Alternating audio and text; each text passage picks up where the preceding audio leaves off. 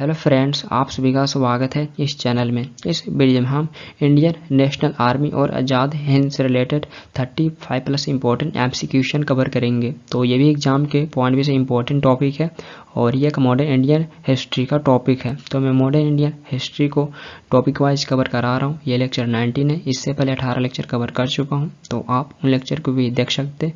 मैं प्लेलिस्ट का लिंक आई बटन और डिस्क्रिप्शन में दे दूँगा। देन इसके अलावा मैं सुभाष चंद्र बोस जी पे भी कवर कर चुका हूँ, तो आप इस लेक्चर को भी देख सकते हैं क्योंकि इनका इंपॉर्टेंट रोल है इंडियन नेशनल आर्मी और आज़ाद हिंद में। तो आप सुभाष चंद्र बोस पे भी देख सकते हैं। इस वीडियो में हम सिर्फ इंडियन नेशनल आर्मी और आज़ाद हिंद से कवर करेंगे। तो यहाँ पे हमारा फर्स्ट क्वेश्चन है, in which country was the Indian national Army formed. तो शॉर्ट फॉर्म में इंडियन नेशनल आर्मी को INA कहा जाता है।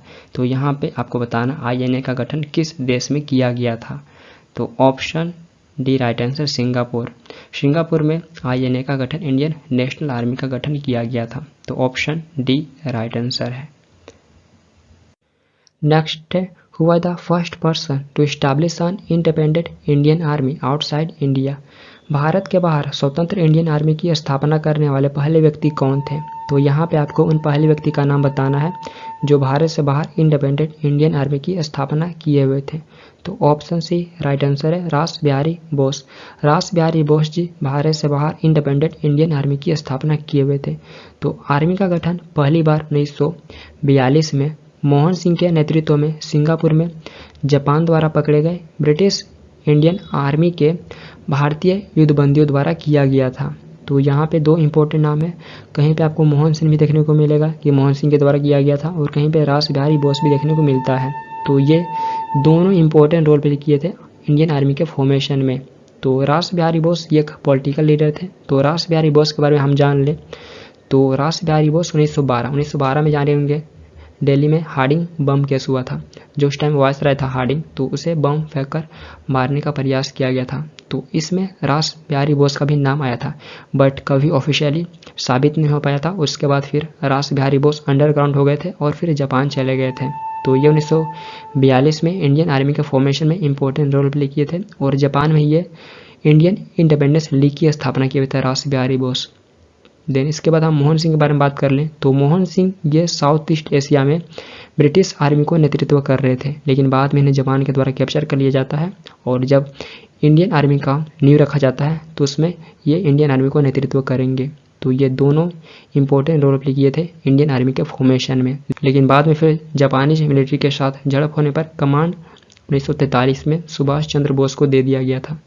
तो बाद में फिर मोहन सिंह का जापानीज मिलिट्री के साथ में झड़प हो गया था। उसके बाद रास बिहारी बोस कमांड सुभाष चंद्र बोस को दे दिए थे। जान ही रहेंगे सुभाष चंद्र बोस 1943 में जापान पहुंच गए थे, तो उसके बाद दे दिए थे, और फिर सुभाष चंद्र बोस आर्मी को रिवाइव करने का काम करेंगे।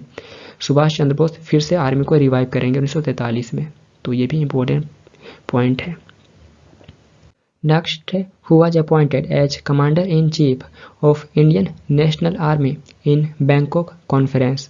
बैंकॉक कॉन्फ्रेंस में इंडियन नेशनल आर्मी के कमांडर इन चीफ के रूप में किसे नियुक्त किया गया था। तो ऑप्शन ए राइट आंसर है, मोहन सिंह। तो इंडियन नेशनल आर्मी के बैंकॉक कॉन्फ्रेंस में commander in chief Mohan Singh को नेतृत्व किया गया था। तो ऑप्शन ए राइट आंसर है, मोहन सिंह।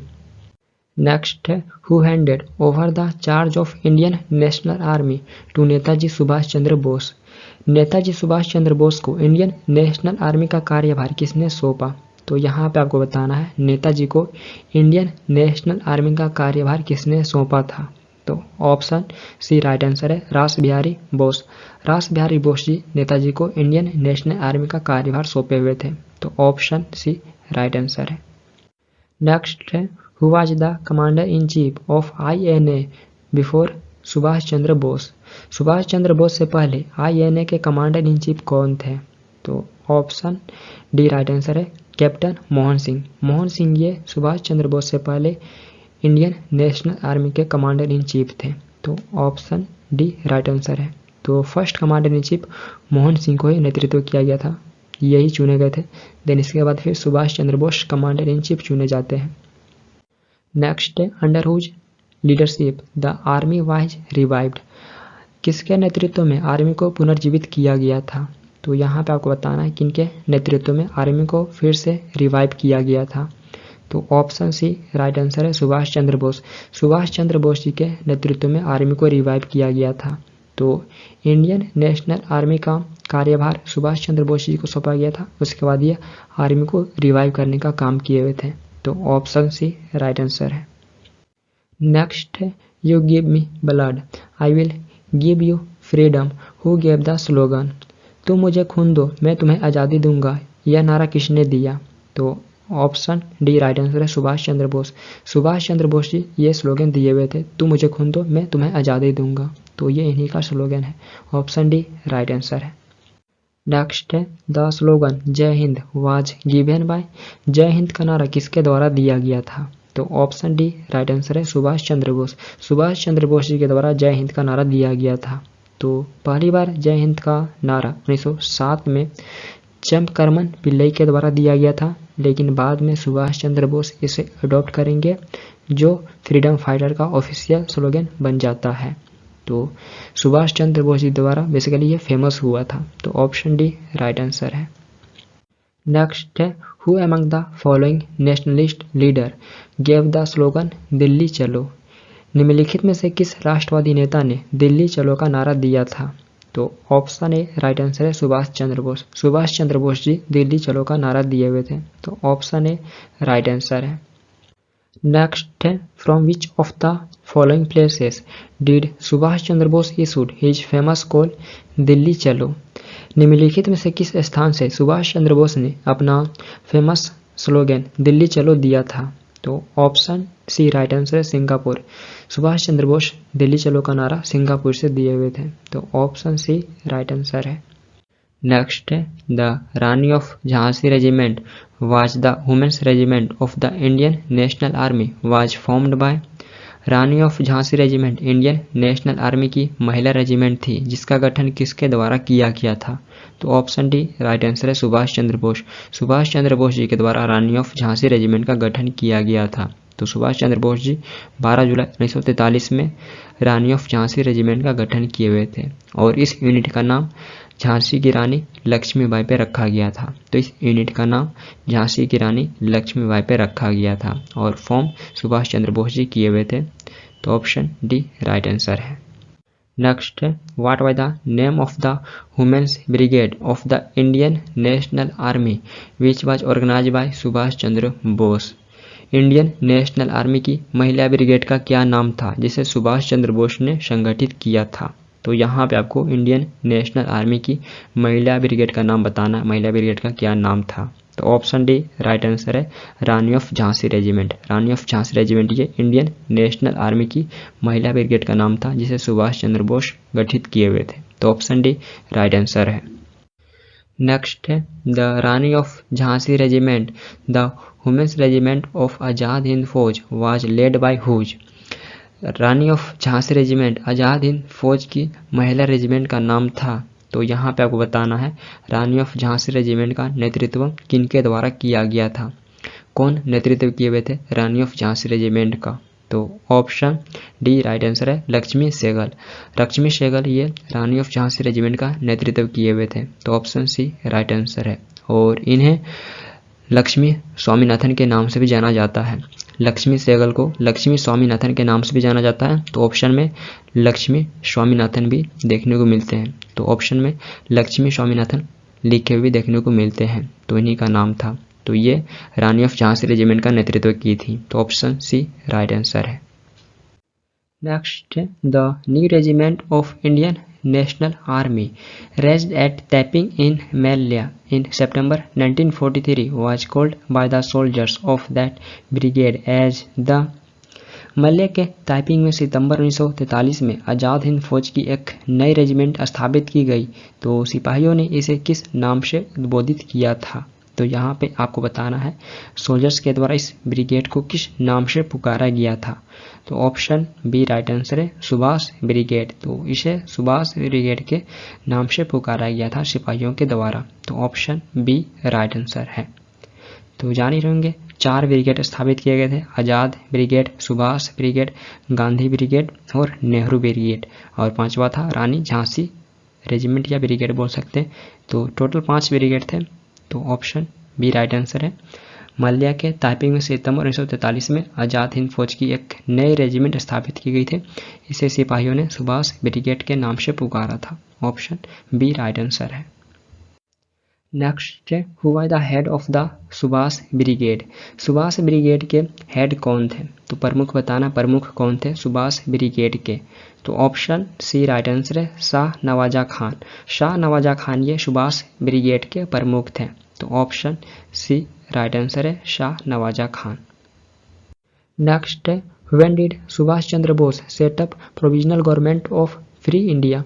सुभाष चंद्र बोस ने provisional government of free India की स्थापना कब की? तो यहाँ पे आपको बताना है ये provisional government of free India की स्थापना कब किए हुए थे?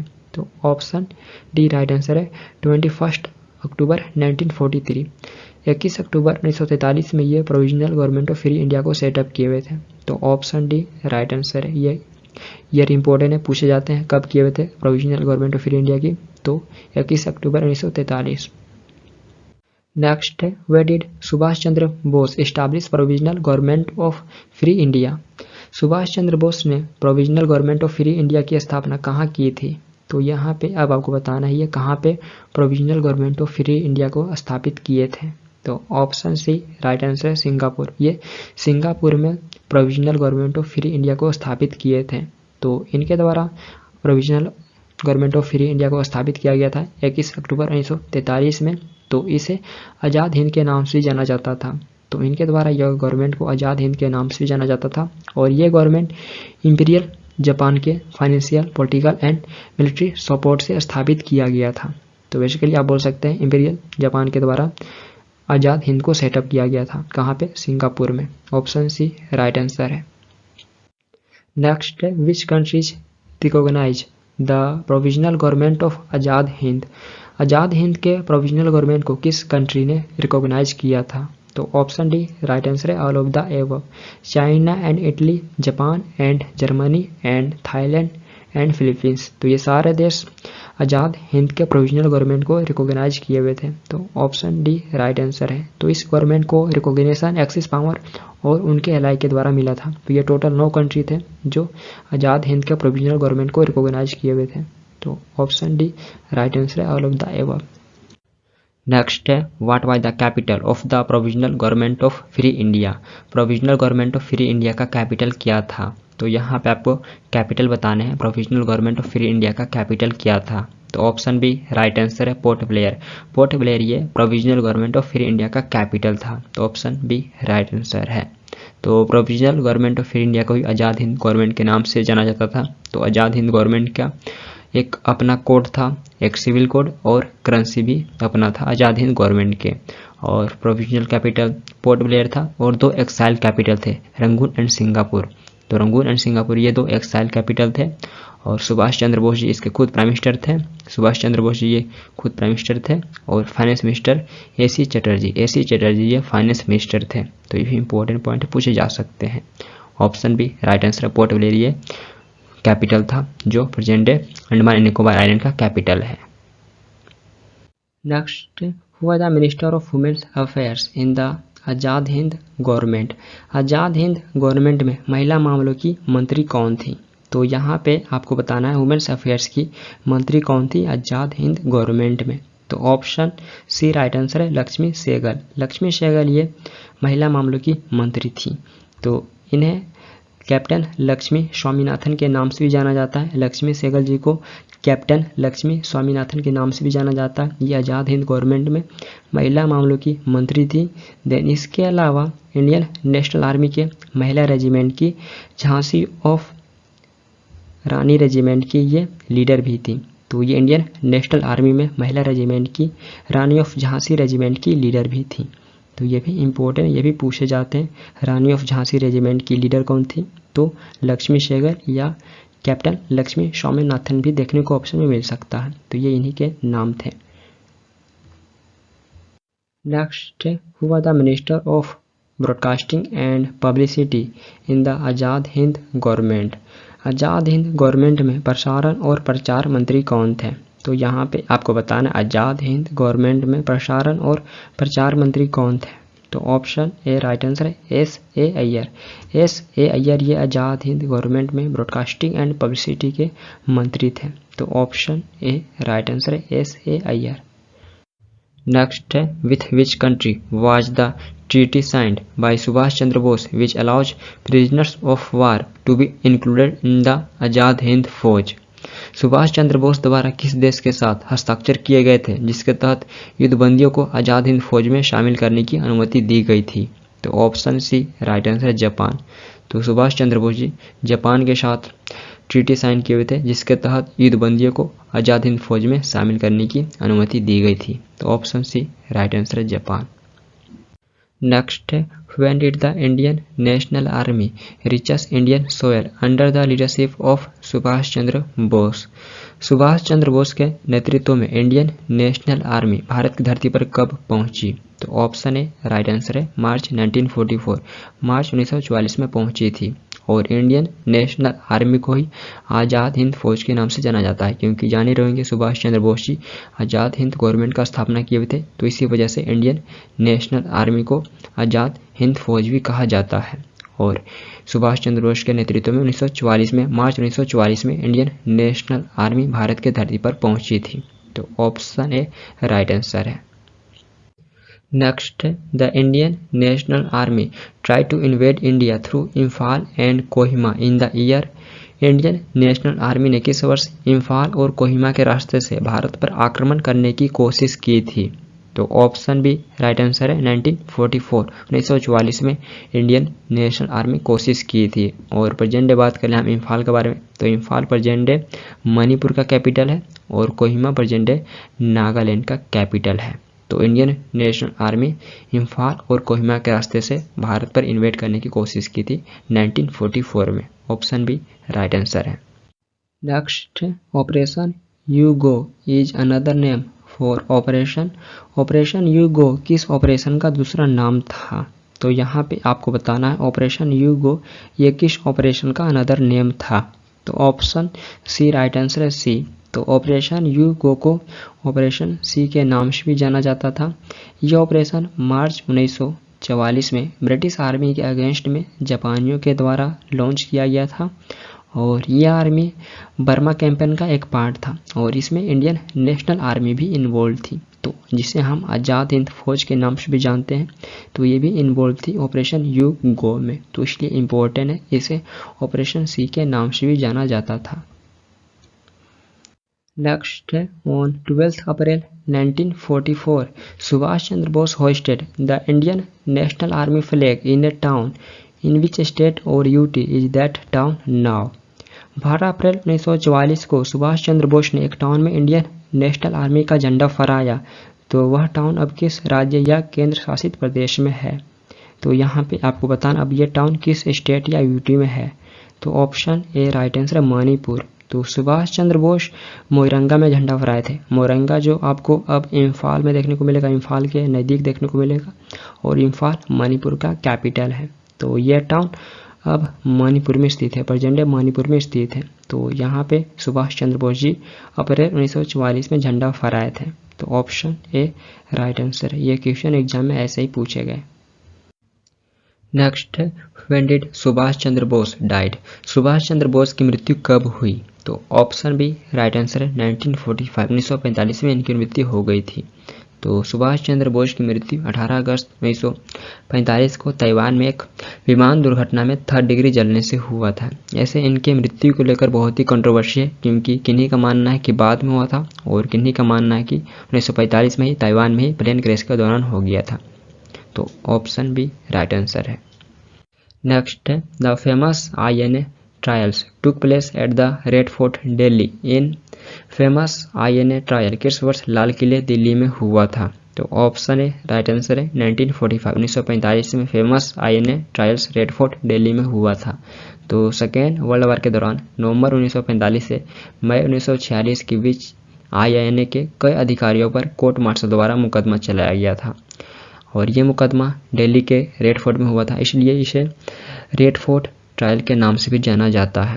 और ये मुकदमा सुभाष चंद्र बोस जी की मृत्यु के बाद चलाया गया था। तो option A right answer 1945। Next है who advocate for the prisoners of Indian national Army. Indian national army के कैदियों की वकालत किसने की? तो ऑप्शन सी राइट आंसर है जवाहरलाल नेहरू। जवाहरलाल नेहरू ये इंडियन नेशनल आर्मी के कैदियों की वकालत किए थे। तो ऑप्शन सी राइट आंसर है। नेक्स्ट है who among the following national leaders note of to defend the case dealing with the trial of the soldiers of the Indian national army in 1945। निम्नलिखित राष्ट्रीय नेताओं में से किसने 1945 में इंडियन नेशनल आर्मी के सैनिकों के मुकदमे से संबंधित मामले का बचाव करने का विकल्प नहीं चुना? तो ऑप्शन सी राइट आंसर है सी राजागोपालाचारी। तो सी राजागोपालाचारी ये विकल्प नहीं चुने हुए थे। तो इस कमेटी का गठन कांग्रेस वर्किंग कमेटी के द्वारा आईएनएस सोल्जर्स के डिफेंस के लिए किया गया था और एडवोकेट वकील थे जवाहरलाल नेहरू, मुल्ला भाई देसाई, अशरफ अली, तेज बहादुर सप्रू, कैलाशनाथ काटजू एंड अदर्स। ये कुछ इंपॉर्टेंट वकील थे जो आईएनएस सोल्जर्स के डिफेंस के लिए वकालत किए थे। तो ऑप्शन सी राइट आंसर है, ये वकालत नहीं किए हुए थे श्री राजागोपालाचारी। तो ये क्वेश्चन पूछे गए एग्जाम में। नेक्स्ट है who were the advocates appointed by the Indian National Congress to take up the case of the INA officers Shahnawaz Khan, Gurbaksh Dhillon and the Prem Sehgal at the historic Red Fort at Delhi. Delhi के ऐतिहासिक लाल किले में आईएनए ऑफिसर्स शाहनवाज खान, गुरबख्श डिलोन और प्रेम शेघर के मामले को उठाने के लिए इंडियन नेशनल कांग्रेस द्वारा नियुक्त वकील कौन कौन थे?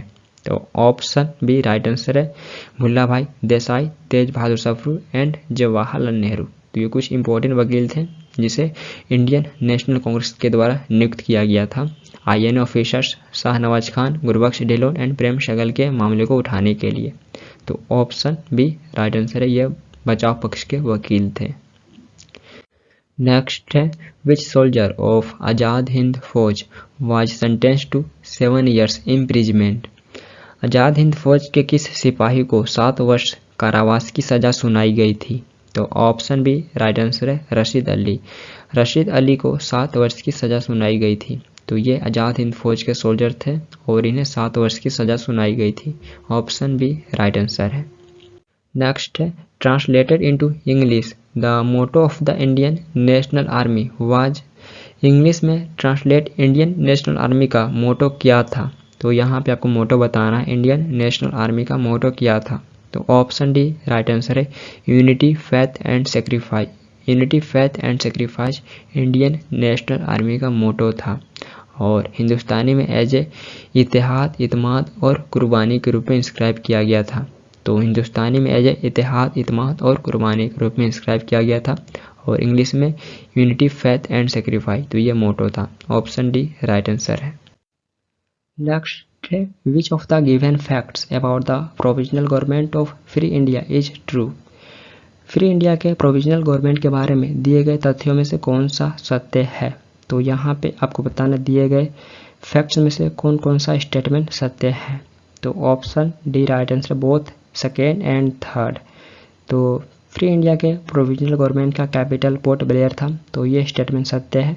देन नेक्स्ट है 1943 में अंडमान एंड निकोबार आइलैंड्स को लिबरेट जापानीज आर्मी की सहायता से किया गया था, तो ये भी स्टेटमेंट सत्य है। तो option D right answer, both second and third. Option first wrong है क्योंकि फ्री इंडिया के प्रोविजनल गवर्नमेंट को स्थापित सिंगापुर में किया गया था। फ्री इंडिया के प्रोविजनल गवर्नमेंट या फिर आज़ाद हिंद गवर्नमेंट बोल सकते हैं, तो आज़ाद हिंद गवर्नमेंट को स्थापित सिंगापुर में किया गया था, तो इसलिए ये स्टेटमेंट रॉन्ग है। तो इसी वीडियो में हम आज़ाद हिंद गवर्नमेंट और इंडियन नेशनल आर्मी से रिलेटेड 35+ इंपॉर्टेंट क्वेश्चन कवर करने की कोशिश किए और इससे पहले मैं सुभाष चंद्र बोस पे कवर कर चुका हूँ, तो आप उस लेक्चर को देख सकते हैं। तो उम्मीद है ये वीडियो आप सभी के लिए इंपॉर्टेंट रहा होगा। यदि इंपॉर्टेंट रहा तो आप अपना फीडबैक दे सकते हैं, इस वीडियो को लाइक, कमेंट एंड शेयर कर सकते हैं और इस चैनल को भी सब्सक्राइब कर सकते हैं फॉर मोर वीडियोज। तो फिर मिलते हैं हम नेक्स्ट वीडियो के साथ। Thank you for watching this video. Thank you.